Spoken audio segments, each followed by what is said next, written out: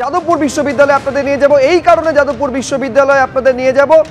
সেখানেও আজকে রামনবমী উদযাপিত হচ্ছে কর্তৃপক্ষের অনুমতি ছাড়াই। কর্তৃপক্ষের অনুমতি ছাড়াই রাম পুজো অর্থাৎ রামনবমী সেখানে উদযাপন করছেন পড়ুয়াদের একাংশ। সেই ছবি আপনারা দেখতে পাচ্ছেন। আমি সরাসরি কথা বলবো আরো বিস্তারিত জানার জন্য কৃষ্ণেন্দু অধিকারীর সঙ্গে। কৃষ্ণেন্দু, এবিভিপির তরফে একেবারে আগাম ঘোষণা পর্যন্ত করে দেওয়া হয়েছিল তারা রামনবমী আজকে পালন করবেন বিশ্ববিদ্যালয়ে। কর্তৃপক্ষ অনুমতি দেয়নি, কিন্তু তারপরেও দেখা যাচ্ছে তাদের দাবি মতন রামনবমী পালিত হচ্ছে বিশ্ববিদ্যালয়ের ভেতরে। দেখো সুপ্রজিৎ, প্রথমেই তোমাকে একটা ছবি দেখাই। আমাদের ক্যামেরা পার্সন সুবীর রায় সে ছবি দেখাচ্ছে। যাদবপুরে যে গ্রাফিতি নিয়ে একটা বিতর্ক দেশ জোড়া তৈরি হয়েছিল, অর্থাৎ আজাদ কাশ্মীর, সেই আজাদ কাশ্মীর পোস্টার ঢেকে দিচ্ছে, সেই গ্রাফিতি ঢেকে দেওয়া হচ্ছে জাতীয় পতাকা রামের ছবি দিয়ে।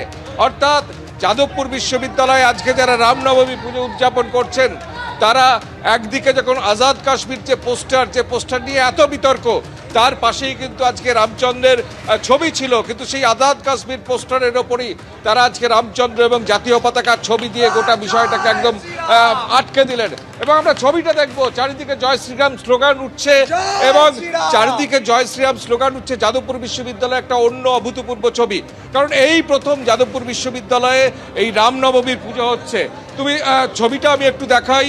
প্রচুর পড়ুয়া তারা এখানে জড়ো হয়েছেন, এবং প্রচুর পড়ুয়া জড়ো হয়েছেন এখানে রামনবমীর পুজো হচ্ছে।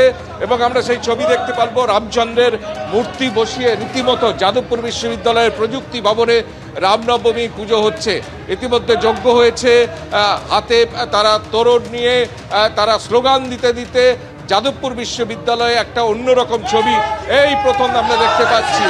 অর্থাৎ একদিকে জয় শ্রীরাম স্লোগান, একদিকে রামের পুজো, রামচন্দ্রের পুজো, এবং যে যাদবপুর বিশ্ববিদ্যালয়ে মুক্ত চিন্তার জায়গা, যে যাদবপুর বিশ্ববিদ্যালয়ে আমরা দেখতে পাই বিভিন্ন দেয়াল লিখন, যে দেয়াল লিখনে সেখানে আজাদ কাশ্মীর পর্যন্ত আছে জানিয়ে বিতর্ক হয়েছে, সেই জায়গায় আজকে রামচন্দ্রের পোস্টার দিয়ে, রামচন্দ্রের ছবি দিয়ে সেখানে আজকে একেবারে রামনবমী উদযাপিত হচ্ছে এবং শ্রীরামের নামে জয়ধ্বনি পর্যন্ত শোনা যাচ্ছে। তুমি আমাদের ছবি দেখাতে থাকো কৃষ্ণেন্দু।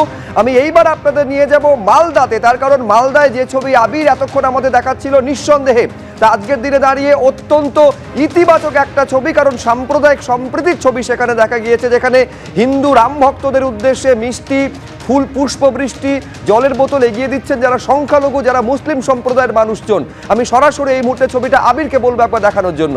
দেখাও আবির। দেখো, এখনো পর্যন্ত আমরা দাঁড়িয়ে রয়েছি এই ফোয়ারা মোড়েই, পোস্ট অফিসের কাছে, এবং এখানে বিগত 1 ঘন্টারও বেশি সময় ধরে রামনবমীর এই শোভাযাত্রার যে বর্ণাঢ্য শোভাযাত্রা সেটা কিন্তু এগিয়ে চলেছে। এখনো প্রচুর মানুষ চারিদিক থেকে আসছেন পতাকা হাতে, অনেকে আসছেন যারা এখানে এসে তারা তাদের তরফ থেকে এখানে তাদের রামনবমীর উদযাপন করছেন।